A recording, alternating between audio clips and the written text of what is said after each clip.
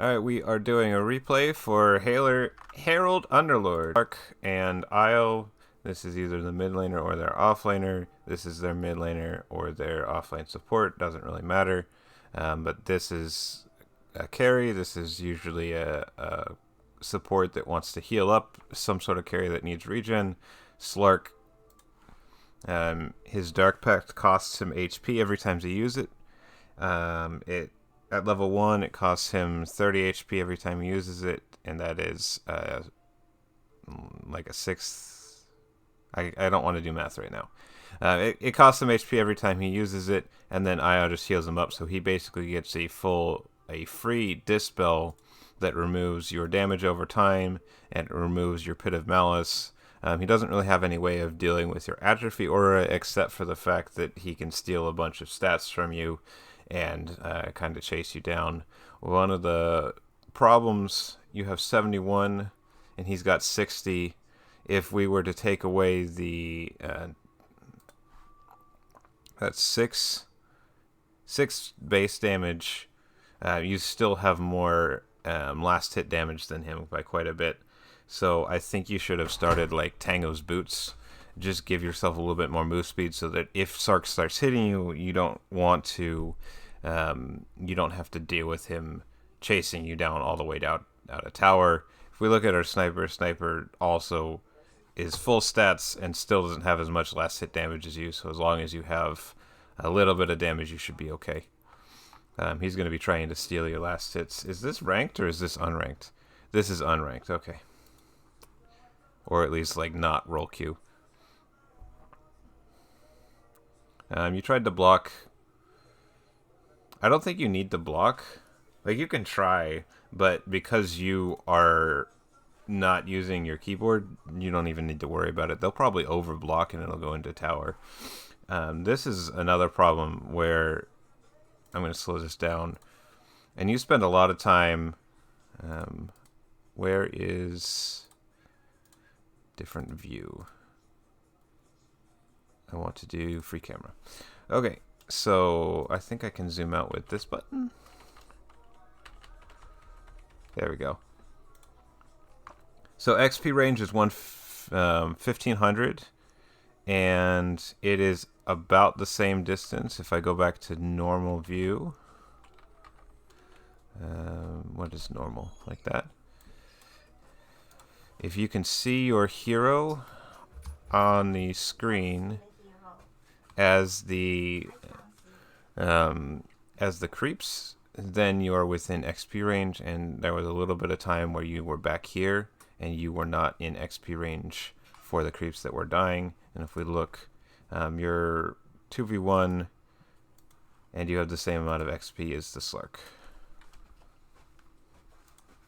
So 2v1 snipers all the way outside XP range, you should be getting full XP. And they should be splitting it, so you should be ahead in XP. The other thing that you need to be doing is, I can't click and drag. There we go. You stand right here, you right click an enemy hero, and then you walk over here. And then that brings the range, the melee creeps over to the range creep, and then you can deny this creep, and then the creep wave will push all the way back here. They messed up.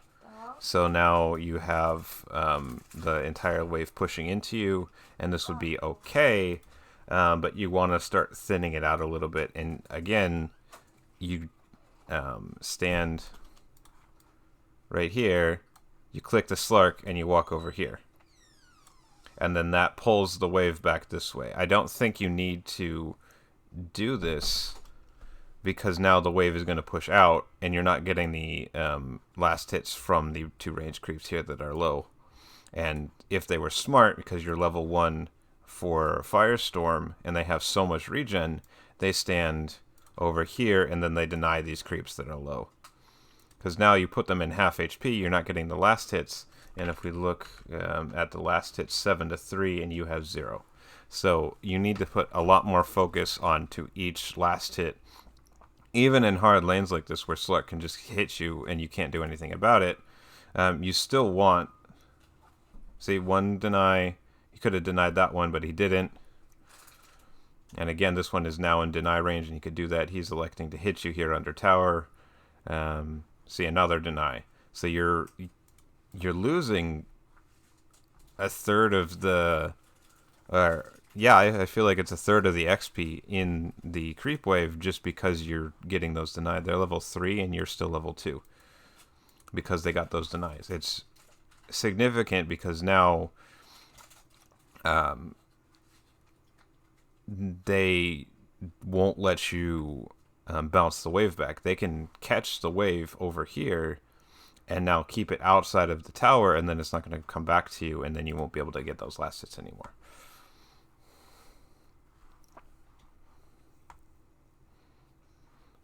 Let's see if I fast forward a little bit. So again, you're doing this thing, and it's bringing this range creep into half HP, and they could just deny this. So even though you're using it to get the XP here, you could do the exact same thing, but pull the melee creeps over this way. You last hit them, deny your range creep, and then you can use Firestorm to zone them off of the creeps that they are hitting rather than using it to get XP. I feel like I have to show that to you. Where's Underlord? Because I've been saying this every single time we talk about how you should be using Firestorm. I need to quit the replay first.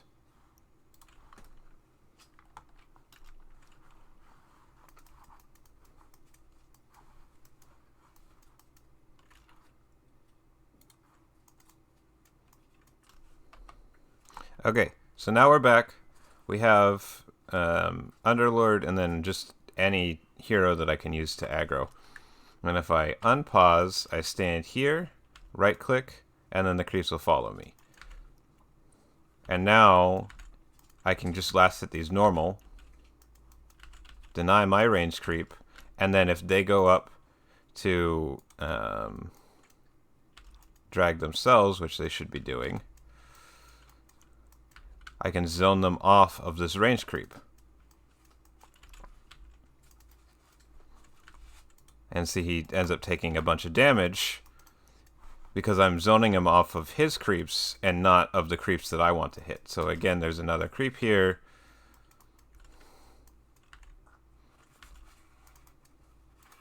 He needs to back off. But that's essentially what we're trying to do with Underlord. We're trying to get the creeps that we want to last hit away from the enemy. And then when they're trying to last hit, that's where we drop the Firestorm. And then you can use that space where they have to aggro the creeps they want to last hit away from the Firestorm. You can use that to auto-attack the range creep and give yourself a buffer where they're not going to be able to walk up and hit you.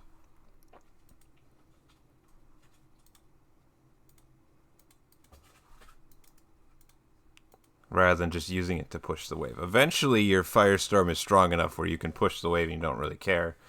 But the idea is still, level 1, it's not enough to secure the range creep, and if you're not getting the range creep, you're going to hit level 2 second before your opponents, or they're going to hit it before you, and then they can just zone you off the creep wave. And then you don't get any more XP, and it's sad.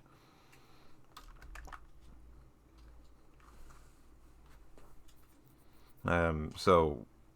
End of the laning stage, that's basically all you need to know is Firestorm so that they don't do the range creep and creep aggro away from the enemy melee hero that's going to be hitting you a bunch.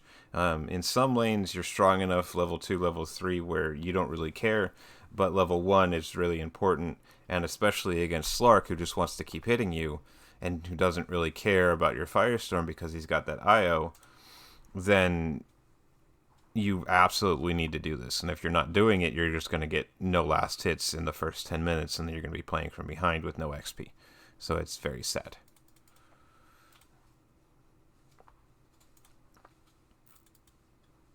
And then Sniper is just AFK. But honestly, you don't need him for this lane.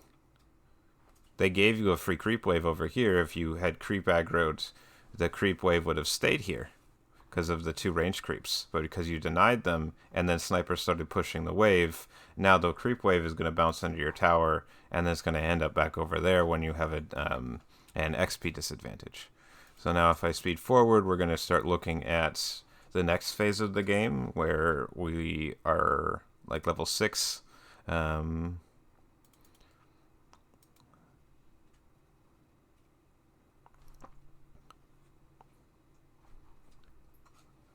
You should just not be fighting Slark, because he just doesn't care. He dies here, but that's because he made mistakes. He's not supposed to be fighting you like this. Like he should hit you a couple times, build up essence, and then back off, heal. He's got a salve here, and he's got an IO. He should not just be running at you under your tower and dying to sniper.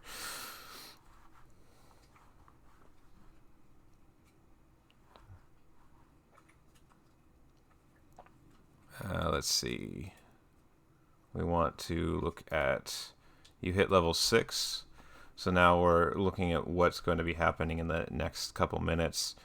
Pit of Malice is okay. It helps you punish Slark if he uses Dark Pact too aggressively and doesn't get any kills. It also stops him from pouncing away, or it helps you if he tries to pounce onto you, because you can put the pit down after he's used his Dark Pact, and then even though you're leashed, you can still walk a certain amount of distance away, and it should help him, or help you avoid getting too many Etch and Shift stacks.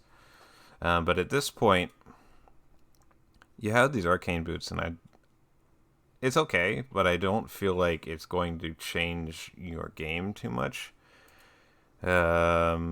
Small monopools, so it feels okay, but I don't feel like you want your team to be here, because you want your team to be farming this section of the map and not like team fighting like this. It's 7 minutes and you're having team fights and nobody's farming these creeps, and then Zeus is already killing your mid wave, so for some reason your entire team is here, and then you lose your mid tower, and mid tower is the most important.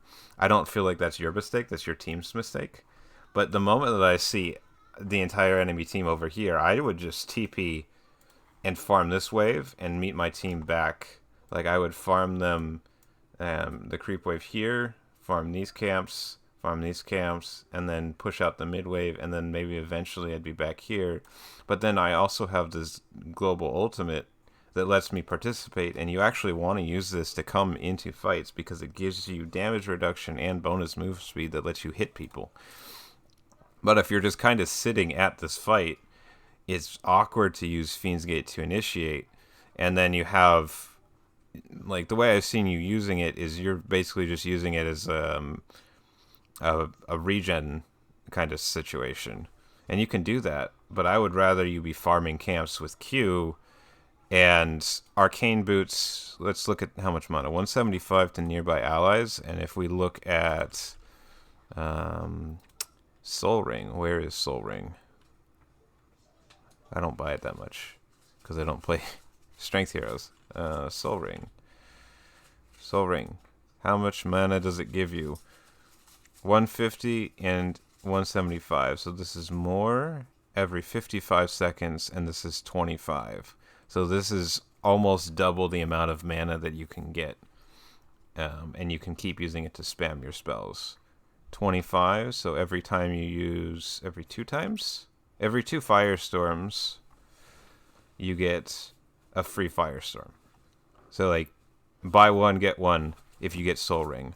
Otherwise, you have to wait for a couple minutes, and by then you're out of mana. So I feel like, yes, you can go Arcane Boots, but I would much rather you have a Soul Ring and some form of HP regen.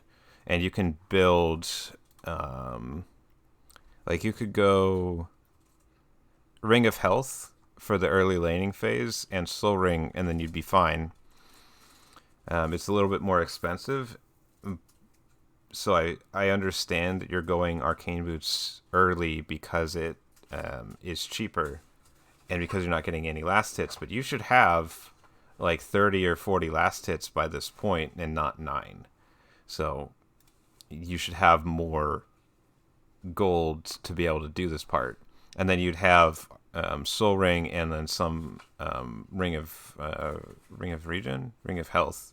and then you can build that into a Lotus Orb to give yourself a Dispel against Slark, to bounce some stuff off of Zeus, to dispel the, I think this is, Malefice. You can dispel this one as well. So I know that you're not really great on pressing the Soul Ring, but you got more hotkeys now, so maybe we should be using those. But at this point, we don't really care about this tower. It doesn't protect anything. I know you lost all 3 lanes. I would have rather you had defended mid lane than standing here and trying to fight them, because that protects these camps. The mid lane protects these 2 camps, maybe this 3rd one as well. This top tier 1 tower usually ends up falling because it's hard to defend. Oops. I don't want to leave the game. This tier 1 tower defends these 2 camps. So if you don't want to defend it, you should at least defend mid, because it's the same kind of camps that you get to control, but at the same time, mid lane is much easier to defend. And as Underlord, you have this wave clear that matches the Zeus. Zeus nuke 1.6 seconds, so he can clear it, but you also fully clear the wave as well. So there's no push happening mid lane, and they don't get to take a tower. And it's not like they have a DK or a lone druid or something that just kills the tower without creeps. They need creeps to push that tower, and then without stuff going on, that was kind of weird. But as Underlord, all you care about is your farm. You don't care about fighting them. You just need to keep ramping up, and eventually they get to a point where they can't deal with the auras that you provide for your team. But if I zoom out, this fight happens from 8 minutes all the way to like 12 or 13. And it just keeps going, and there's no reason that everyone should be here right now. People should be farming, and nobody's doing that. They just keep trying to fight this tower for several minutes, and it doesn't even do anything because it doesn't protect any camps. Like, they can't walk up these high grounds because of the wards, and you can still put AoE spells in those areas. You don't need to worry about that, and you can still TP here, and you can still TP here. So these camps, these 3 camps, are really important on this tier 1, but it's hard to defend. And then this tier 1 protects these 2, maybe 3 camps. So now defending and putting all your resources into this useless tower, I feel like you're giving up a lot of farm on the map. And you end up winning and trying to take this tower. But now you don't need to be here, because you don't hit towers very well. Sniper can do that just fine, and he's got Primal Beast here to protect him, and he's got the other supports and stuff. Even as a support sniper, you can still shred towers, so you could be farming all of these camps while this is going on, instead of splitting farm with your team.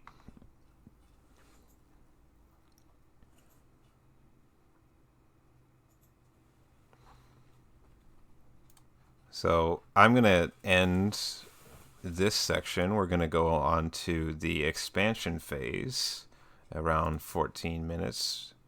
Let's look at the levels. Level 16. So we can go back a little bit.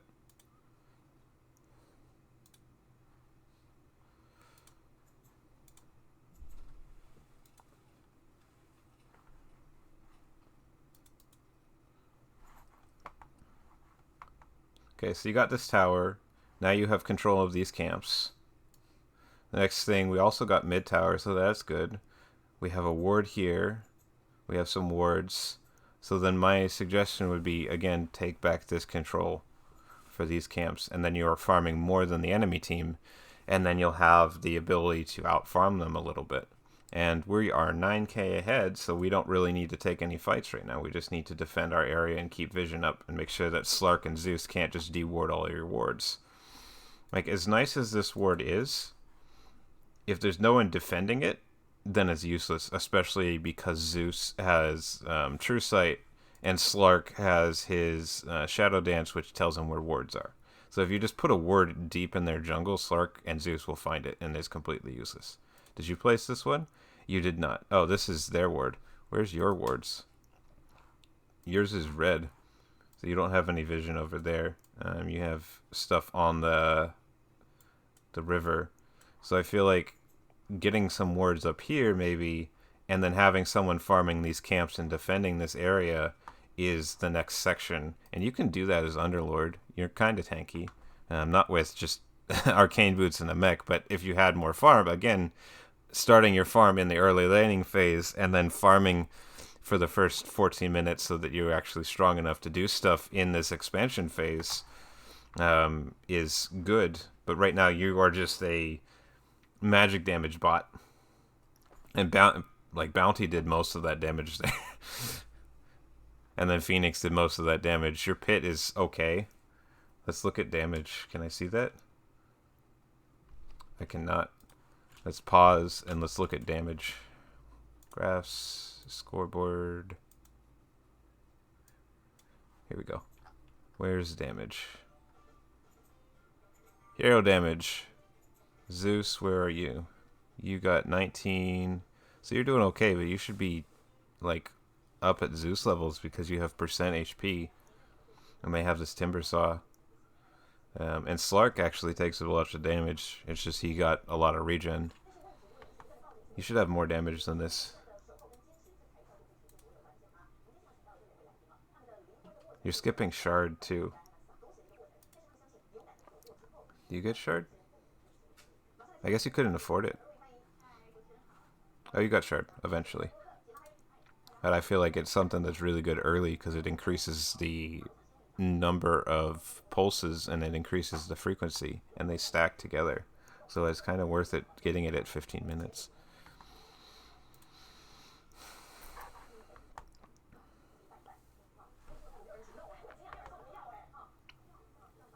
So we've defended our area. We're 14k ahead. Get wards up, defend it until you're ready for Roche. What do you need for Roche? Probably a Deso and maybe you getting enough tanky items to be able to tank. Bounty Hunter, where's Sniper? Sniper's not getting a Deso, fine. Phoenix with the attack speed slow is kind of useful for taking Roche. I don't think you could take it, especially against Black Hole, but Enigma is dead, so it might be something that's worth doing later. But right now, I would just say they can't take Roche yet, because Slark is not great at taking Roche, and they don't have anyone that can do it. So just farm until it's time to take Roche, and then you can start going for these tier 2 towers. But instead, okay, so you're pushing. The Zeus feed. We just back off. There's a camp. There's a camp. There's a camp. There's a camp. There's a camp. It's just not getting farmed. And here we are pushing a tower we don't have any business taking. Only reason you need to take this tower, because it's not protecting, it only protects this one camp. Maybe some of this one over here, but it is something that opens up the outpost, and it lets you start pushing this tier 3. So until you're ready to push tier 3 towers, you don't need to kill this tower. And you're putting too many resources into trying this when there's farm on the map you could be farming. And it's baiting your team into starting to fight with you because you're walking up to this tower and trying to hit it. If you were just backing off and farming and clearing up the map, then it'd be fine. But you went from 14k down to 8 just because they went on you. And that's partially your bounty's fault, but you just need to back up, man. Just back up and farm. If they send 4 or 5 heroes to you by yourself and you feed, then that's one thing, and it means space. But because everybody's also there, and Slark is getting super fed off of these, he's got 42 essence stacks. It's too much, man. But what I'm saying is, if you are by yourself here, and they send 4 heroes and you just walk away, and maybe farm a small camp with your nuke on the way out, and your team is farming these camps, and then maybe somebody walks up here and steals their ancients, and your team is farming ancients. Like Sniper can farm just fine, and Phoenix can farm just fine, and this guy can farm just fine. If you're baiting a bunch of people, it means there's more camps for your team to farm, and then you turn an 18k lead into, I don't know, a 30k lead without actually having to kill them. But now Slark comes back because he's got 40 essence shift stacks that last a minute. Right? Yeah, they last a minute, more or less. And your team takes less than a minute to respawn, so he's just going to have essence out the wazoo, and you're TPing back into him to fight. Now he's just going to be able to hit you for 300 damage, and you can't do anything about it. And then there's Black Hole, and then the team fights are exploding. Like, these aren't even team fights. They're just one person TPing into a tower, hoping to defend it, and then 5 heroes collapsing on them. This is not team fights. You've lost the game after the laning stage, but it takes 30 minutes for them to clean up all the towers and take stuff. I'm going to speed through it, and we'll see if there's an actual team fight that's worth looking at. But I feel like the game was over 10-15 minutes ago, you know? It's just one hero walking into 5 heroes continuously for the next 10 minutes, I guess. You still haven't killed any heroes. They take Roche because Slark has 50 essence. He can do that now. And then looks like they're pushing this wave.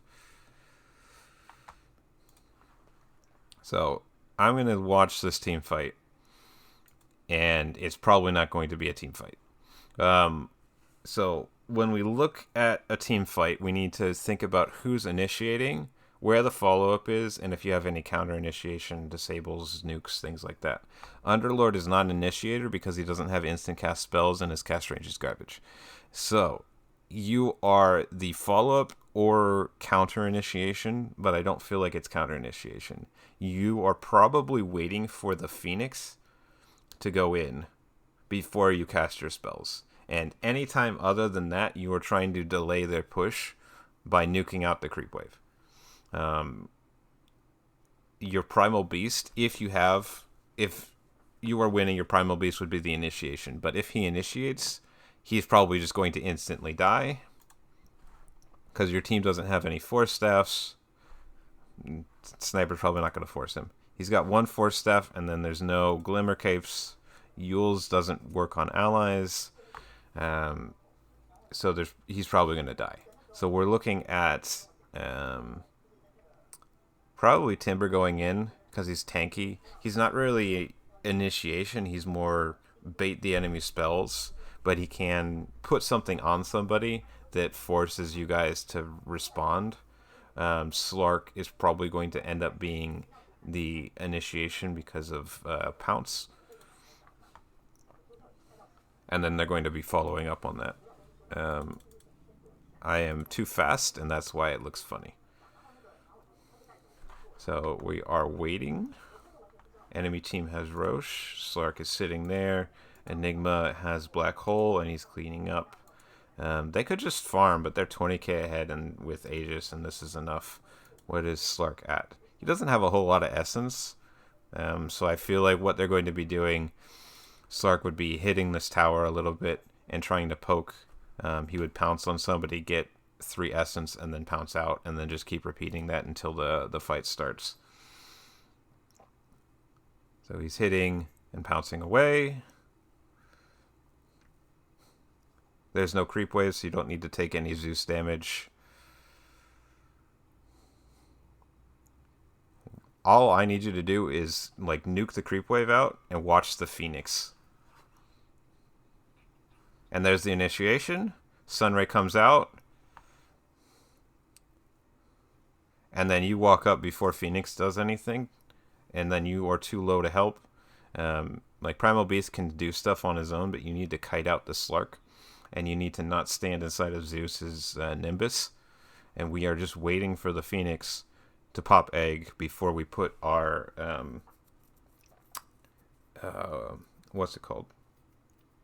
Put the Pit of Malice down. The Pit of Malice is enough time where if they are not immediately hitting the egg and they've already used their dispels, then they probably aren't going to be finished off the egg. But because you walk up, you end up getting low because Slark is just hitting you, and he's got Shadow Dance, and he's got Dark Pact, and you can't do anything about Slark. you end up dying, you can't deal with Enigma either. Sniper is the only one that could deal with Enigma, but Enigma with BKB, like Sniper either needs to be able to kill him with enough damage, or he needs like a basher. But Sniper Basher is not going to be a reliable way of dealing with Enigma. But you got no real Enigma counters, and everybody just kind of dies. I feel like if you had more farm on Sniper, on Primal Beast, on Bounty Hunter, this might work, but this is how the fight plays out regardless of how much farm you have. You just last a little bit longer if you have um, like a Crimson Guard or a Lotus where you can dispel an ally instead of having to walk up and hit them.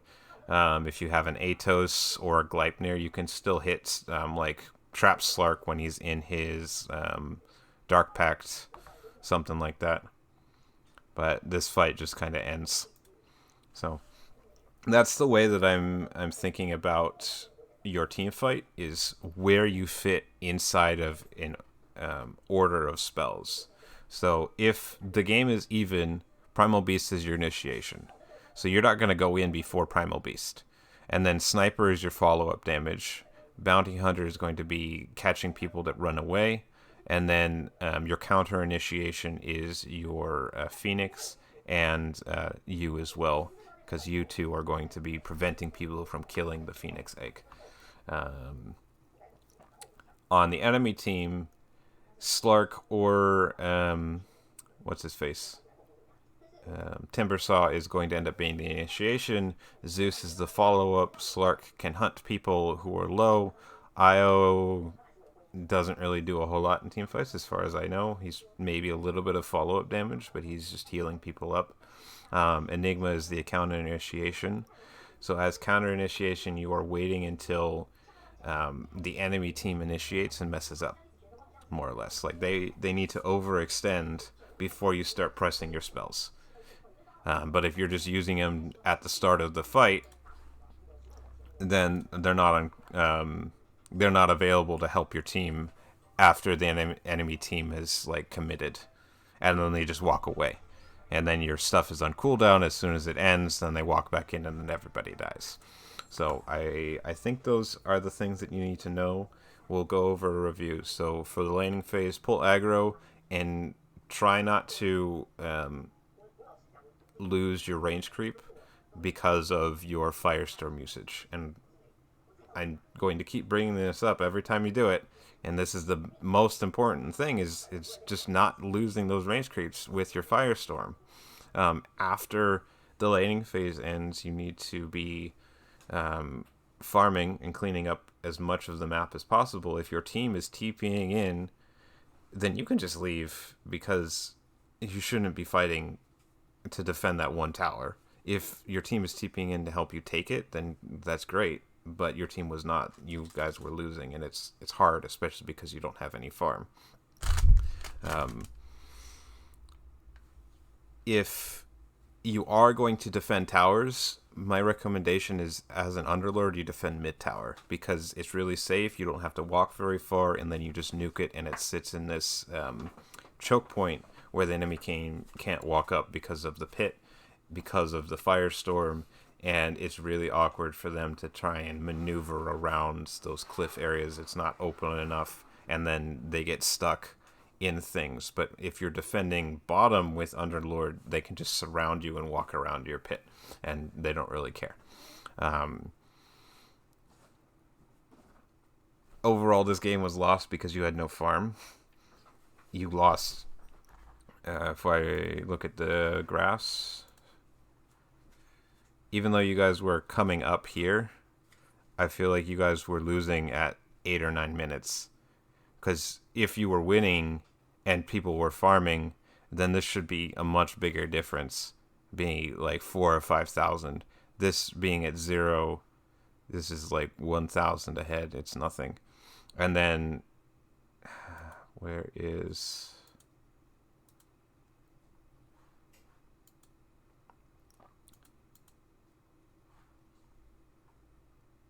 That's 40,000. not 4,000. This is actually enough to end the game. It doesn't look like it because the swing was so big, but this is like enough to force high ground if you have Aegis. But Slark ended up getting a whole bunch of Essence Shift stacks, and then everybody started TPing in. And one of the ways that you deal with that on your hero is just not TPing into it. Like, you would walk somewhere else. But the thing that I was talking about before is you just want, after you're strong enough to farm all of the map, then you would start to expand the areas of the map that you're farming, because you have extra time after you've cleared all the camps that you have access to. So if your team can farm all 9 camps on your side of the map, I guess it's 8 now, all 8 camps on your side of the map, and then there's still 20 or 30 seconds left over, you can use that to fight while the enemy team is still trying to clear the camps, especially if you're winning. And then now you have maybe 2 or 3 extra camps, and that means there is a 4 camp swing, like 200 or 300 gold per minute, and then you just make sure you defend the areas of the map you have until it's time to take objectives and team fight, like go for Roche, go for tier 2s, tier 3s, and then you have to start thinking about team fights and where you fit into your team's spell rotation and where you need to be standing for that stuff. But I don't think it's worth talking about too much until you actually clear up the early game farming stuff and you actually have enough farm to participate in team fights. So hopefully that helps. Send me some stuff on Necro, some of the other heroes we talked about. Good luck.